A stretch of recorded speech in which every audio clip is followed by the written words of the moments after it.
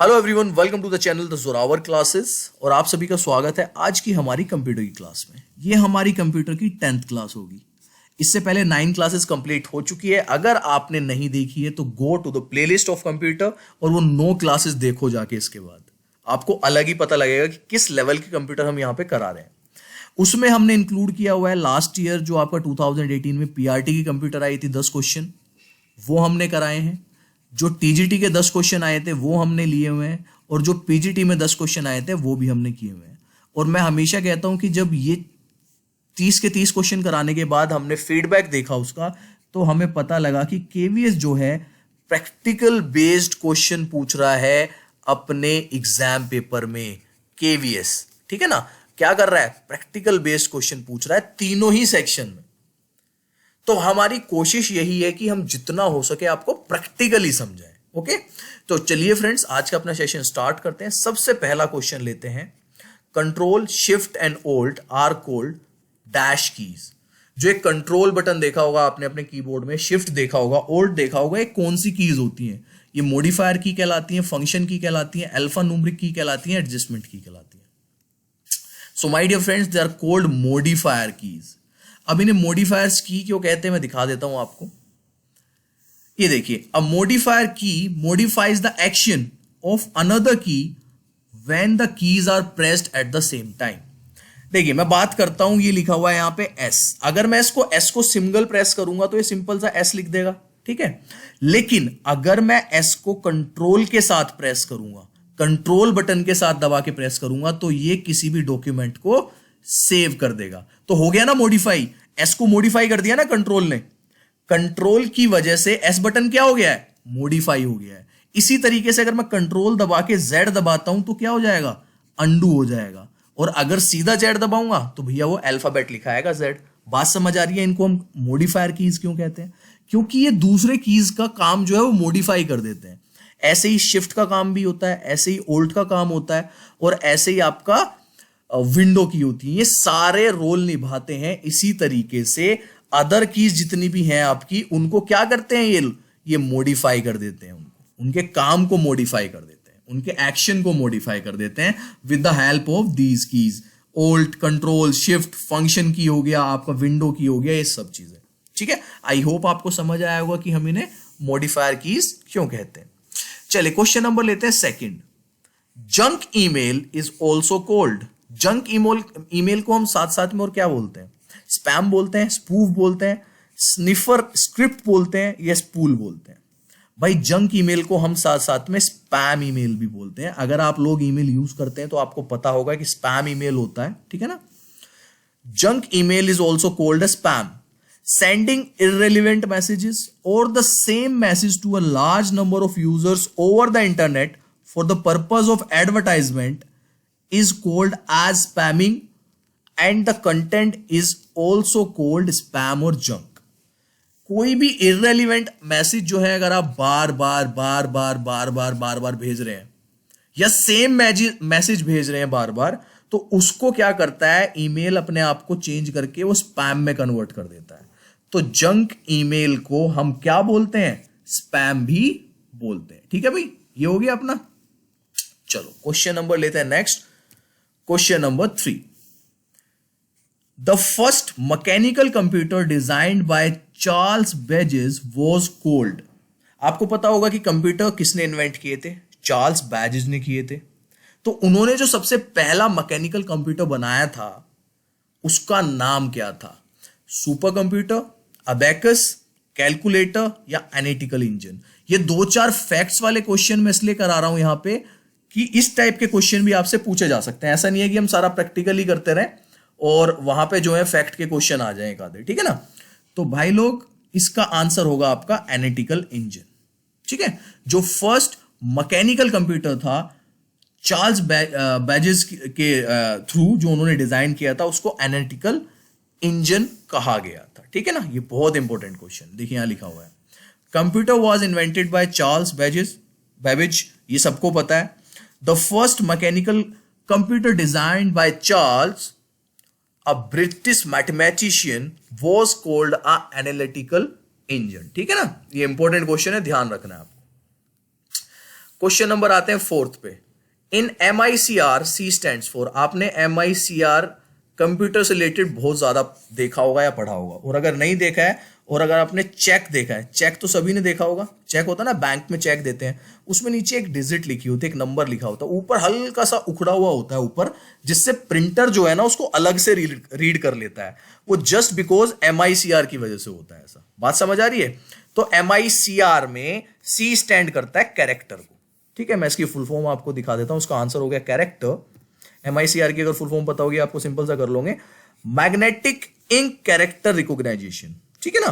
तो जो प्रिंटर होता है ना वो इस मैग्नेटिक इंक कैरेक्टर को रिकॉग्नाइज कर लेता है, और उसी से वो चेक नंबर हो गया, या जहां पे भी ये यूज होता है आपका magnetic ink character recognition, that's mean MICR, तो वो अलग से ही प्रिंटेड टेक्नोलॉजी ऐसी होती है कि वो अलग से जो है कंप्यूटर आपको रीड कर लेता है उस प्रिंटेड इंफॉर्मेशन को। ठीक है ना? देखिए मैं शुरू से बताता हूं। The MICR number includes the magnetic ink character recognition line printed using technology that allows certain computers to read and the process the printed information। जो प्रिंटेड इंफॉर्मेशन है उसको रीड करने में हेल्प करती है क्या? MICR, magnetic ink character recognition. ठीक है, देखिए लिखा हुआ है मैंने, it is also used by banks to process the clear the cheque. ठीक है, क्वेश्चन नेक्स्ट लेते हैं, क्वेश्चन नंबर 5।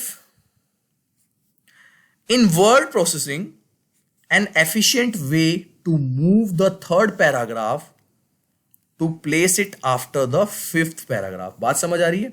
एक पैराग्राफ यहां पे है, 1 2, ये 3 पैराग्राफ हो गया, ये 4 हो गया, ये 5 हो गया। ये क्या कह रहे हैं कि एफिशिएंट वे बताओ ऐसा कोई भी कि ये थर्ड पैराग्राफ से कोई भी चीज प्लेस हो जाए fifth paragraph, after fifth paragraph, fifth paragraph के बाद यहां से थर्ड पैराग्राफ में से। बात समझ आ रही है?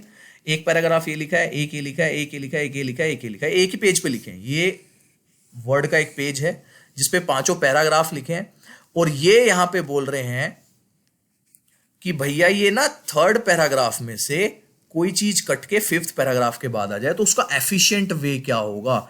सबसे एफिशिएंट वे आपको बताना है। तो भाई मैं बताता हूं, क्या वो कॉपी पेस्ट करेंगे, हम कॉपी करके पेस्ट कर देंगे उस चीज को, कॉपी करेंगे फिर कट करेंगे फिर पेस्ट करेंगे, कट करेंगे पहले फिर कॉपी करेंगे और फिर पेस्ट करेंगे, या कट एंड पेस्ट करेंगे? जल्दी बताओ क्या होगा इसका आंसर, फटाफट। जो लोग भाई लैपटॉप और कंप्यूटर यूज करते हैं वो तो जल्दी से बता दो, बहुत इजी है। 2 चीजों में कंफ्यूज हो सकते हैं बच्चे इसमें, ऑप्शन ए और ऑप्शन डी में, बट इसका आंसर होगा ऑप्शन डी। देखिए कोई भी चीज अगर आप कॉपी करेंगे तो वो यहीं पर रह जाएगी। मान के चलो मेरे को वर्ड जो है ये वर्ड यहां से काट के इसके बाद लगाना है, ठीक है ना? एफिशिएंट वे मूव करना है, कॉपी नहीं करना, मूव कहा है इन लोगों ने। तो वर्ड को मुझे यहां से इसके बाद मूव करना है, तो क्या मैं इसको वर्ड को पहले कॉपी करूं फिर पेस्ट करूं, तो यहां भी वर्ड आ जाएगा और पहले तो वर्ड रह ही जाएगा। तो ये एफिशिएंट वे तो नहीं हुआ, फिर मेरे को यहां से डिलीट करना पड़ेगा इसको। ठीक है, अगर मैं डायरेक्ट कट करूं इसको, यहां से कट करते ही यहां से चला जाएगा और डायरेक्ट यहां पे पेस्ट कर दूं, तो क्या वो सबसे एफिशिएंट होगा? बिल्कुल होगा, उसमें मेरा सारा टाइम बचेगा। करके दिखाऊं क्या? वेट, मैं करके दिखाता हूं आपको यहीं पे। 1 मिनट रुको, देखो ये मैं यहां पे आया, ये मैं गया इस पे, ठीक है? ये फ्रेंड्स देखो ऊपर कट है, मैंने कट किया, यहां से कट किया, वहां से चला गया। अब कट करके मेरे को कहां करना है? यहां करना है, मैंने यहां पे पेस्ट कर दिया। बात समझ आ रही है? मैंने वहां से कट किया, यहां पे पेस्ट कर दिया। तो एफिशिएंट वे जो हुआ वो यही हुआ। ठीक है, ये मैंने पता है क्या किया, ये मैंने Ctrl+Z दबाया, जिससे वापस वो उसी पोजीशन में आ गया। तो Ctrl+Z की भी आपको चीज देखो कितनी, जब हम यूज करते हैं कोई भी चीज तो कितना एफिशिएंट होता है Ctrl+Z दबाना भी। ठीक है ना? आई होप ये चीज आपको अच्छे से क्लियर हुई होगी। क्वेश्चन नंबर चलते हैं next, question number 6। Each box in a separate sheet is called dash. Cell कहलाता है, एम्प्टी स्पेस कहलाता है, रिकॉर्ड या फाइल। ये मैं बता देता हूं, ये सेपरेट शीट कहां होती है आपको पता होगा। सेपरेट शीट होती है एक्सेल में, और कई बार मैंने ये चीज बताई है। जब एक्सेल की मैंने अलग से क्लास ली थी, अलग से जब एक्सेल पढ़ाया था आपको, उसमें बहुत अच्छे से बताया था। बताओ क्या है? तो सिंपल है भाई, सेल कहलाता है, आप सबको पता है। मैं दिखा देता हूं आपको, सेल कहते किस चीज को है हम। ये सेपरेट शीट है और इसमें जितने भी हैं ये सब क्या कहलाते हैं? ये सब सेल्स कहलाते हैं। ठीक है ना, ये चीज मैंने आपको अच्छे से बताई है। और देखो यहाँ पे ये चीज क्या है, बाय डिफॉल्ट 3 शीट होती हैं। ये क्वेश्चन भी कई बार आया है, कई बार देखा है हमने। तो बाय डिफॉल्ट 3 शीट होती है किसी भी एक्सेल में जब हम उसे खोलते हैं। तो बहुत सारी चीजें सारी सीखने को मिलती है जब आप देखते रहते हैं। Question number 7, documents converted to dash can be publish to the web. Very important question, 3-4 exam में देख चुका हूं मैं क्वेश्चन, और अभी फिलहाल के दिल्ली पुलिस के एग्जाम में भी ये क्वेश्चन आया था। ठीक है ना, कि भाई इनमें से कौन सा डॉक्यूमेंट है जो कन्वर्ट करके हम पब्लिश कर सकते हैं, किस चीज में कन्वर्ट करके हम पब्लिश कर सकते हैं किसी भी डॉक्यूमेंट को वेब पे, और ये कर सकते हैं हम HTML को। ठीक है, HTML इसका आंसर होगा। हाइपरटेक्स्ट मार्कअप लैंग्वेज, जिसको हम HTML बोलते हैं, HTML की फुल फॉर्म भी पता लग गई आपको यहाँ पे, ये भी पूछी जा सकती है डायरेक्ट कि HTML की फुल फॉर्म क्या है। Hypertext markup language is the standard markup language for documents designed to be displayed in a web browser। तो ध्यान रखना है आपको कि HTML ही एक डिजाइंड, एक मार्कअप, एक स्टैंडर्ड लैंग्वेज है जो कि डिस्प्ले की जा सकती है वेब ब्राउजर पर। और HTML की फुल फॉर्म क्या है, hyper text markup language. Question next, question number 8, what is the full form of wifi. बहुत लोगों को पता होगा वाईफाई, सभी लोग वाईफाई वाईफाई वाईफाई करते रहते हैं कि भाई वाईफाई है क्या, वाईफाई है क्या।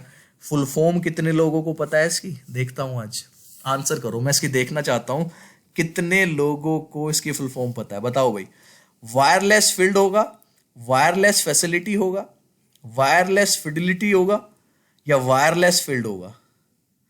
वायर फ्री, वायरलेस नहीं है, चौथे वाला वायर फ्री है, वायर फ्री फील्ड होगा। जल्दी बताओ इसका आंसर, 8 का A, B, C या D। भाई जिन भी लोगों ने कहा है B वो गलत है सब, जिन्होंने कहा है D वो भी गलत है, और जिन लोगों ने बोला है C वो सही है। तो वायरलेस की जो फुल फॉर्म होती है वो होती है, ओ सॉरी, वाईफाई की जो फुल फॉर्म होती है वो होती है वायरलेस फिडिलिटी। ठीक है, ये ध्यान रखना है आपको। चलो क्वेश्चन लेते हैं next, question number 9, which of the following is not a version of MS office. MS office के बहुत सारे वर्जन आए हैं, इनमें से कौन सा नहीं है। क्या माइक्रोसॉफ्ट ऑफिस 3.0 नहीं है, माइक्रोसॉफ्ट ऑफिस XP नहीं है, माइक्रोसॉफ्ट ऑफिस 2007 नहीं है, या माइक्रोसॉफ्ट ऑफिस 2009 नहीं है। इनमें से कौन सा नहीं है, मैं बता दूं आपको, माइक्रोसॉफ्ट ऑफिस 2009 नहीं है, कोई भी वर्जन नहीं आया है MS ऑफिस का 2009 का। और मैं आपको इसकी सारी डिटेल दिखा देता हूं अगले स्लाइड पे। ये देखिए, ये 90 में स्टार्ट हुआ था, माइक्रोसॉफ्ट ऑफिस फॉर विंडोज आया था सबसे पहले, फिर 3.0 आया था, फिर 4.x आया था 1995, 97, 2000, XP 2003, 2007, 10, 13 और 16। बात समझ आ रही है, 9 नहीं है इसमें, तो ऑप्शन में 9 आया था। फ्रेंड्स इस टाइप के क्वेश्चन भी आ जाते हैं, तो थोड़ा सा इन चीजों पे भी नजर बना के रखनी है। मैं ये नहीं कह रहा रट लो इन्हें, रटने के लिए नहीं कह रहा, लेकिन हाँ जब आप एक बार इसको देख लोगे ना ध्यान से कि 3 के बाद 7 में आया था, तो 3-3 साल के गैप में आ रहा है, तो आपको एक चीज थोड़ी सी पता लग जाएगी। 2097, देखो 3-3 साल के गैप, मतलब एक आइडिया आप अपने हिसाब से बना सकते हैं। बीच में XP आ गया था, 3.0 है, 4.x है, और विंडो सबसे पहले है ना, तो ये थोड़े से आइडिया हो जाते हैं आपको। चलिए क्वेश्चन देखते हैं नेक्स्ट, क्वेश्चन नंबर 10, आज का last question. What is the command control plus page F use for. जब हम कंट्रोल दबा के, कंट्रोल जो कि एक मॉडिफायर की है, मैंने आपको सबसे पहले क्वेश्चन में बताया था, जब कंट्रोल के साथ हम पेज अप को दबाते हैं तो पेज अप का जो काम है वो मॉडिफाई हो जाता है। तो किस पर्पस के लिए मॉडिफाई हो जाता है, moves the cursor 1 page up, moves the cursor 1 paragraph up, move the cursor 1 screen up, या moves the cursor 1 line up. जब भी मैं कंट्रोल प्लस पेज अप दबाऊंगा तो क्या मैं एक पेज ऊपर चला जाऊंगा, क्या मैं एक पैराग्राफ ऊपर चला जाऊंगा, क्या मैं एक स्क्रीन ऊपर चला जाऊंगा, या मैं एक लाइन ऊपर चला जाऊंगा। देखो अब मैं दिखा देता हूं आपको, ये मेरा कर्सर है, ठीक है, और इस कर्सर को मैं यहां डी वाले ऑप्शन के बाद मैंने इसको लगा दिया, देखो ब्लिंक कर रहा है ना ये। अगर ये सी ऑप्शन में चला गया तो एक लाइन अप हो जाएगा, ठीक है, अगर ये और थोड़ा ऊपर चला गया तो ये पैराग्राफ अप हो जाएगा, अगर ये अगले पेज पे चला गया तो ये पेज अप हो जाएगा। बात समझ आ रही है सबको, तो करके देखें। मैंने कंट्रोल की दबा लिया और उसके बाद अब मैं दबा रहा हूं पेज अप। भाई मैं अगले पेज पे आ गया, देखा मैंने पेज अप दबाया, मैं फिर से पेज अप दबाता हूं, मैं अगले क्वेश्चन 9th क्वेश्चन पेज फिर ऊपर आ गया, मैं फिर से ऊपर आ गया। अब मैं पेज डाउन दबाता हूं तो नीचे की साइड आ जाऊंगा, अब मैं डाउन डाउन डाउन। तो बात समझ आई, जब कंट्रोल के साथ हम पेज अप या पेज डाउन दबाते हैं तो हम एक पेज ऊपर या एक पेज नीचे चले जाते हैं। बात क्लियर हो रही है? तो भैया these are the top 10 questions for today. ये आपके पास 10 क्वेश्चन थे, टॉप 10 क्वेश्चन थे कंप्यूटर के। I hope you like it. 10 classes हो चुकी हैं हमारी इसको मिला के, आपको करीब 150 प्लस क्वेश्चंस मिल जाएंगे इन 10 क्लासेस में कंप्यूटर रिलेटेड। और वो 150 क्वेश्चन सारे के सारे ऐसे होंगे जिनमें से अगले 10 क्वेश्चन भी बन सकते हैं आपके एग्जाम वाले। तो मेरी रिक्वेस्ट है, अगर आपने अभी तक नहीं देखी है चारों मतलब 9 वीडियो इससे पहले, go and check it out. Okay, चलिए फ्रेंड्स, फिर मिलते हैं कल। Bye everyone, take care.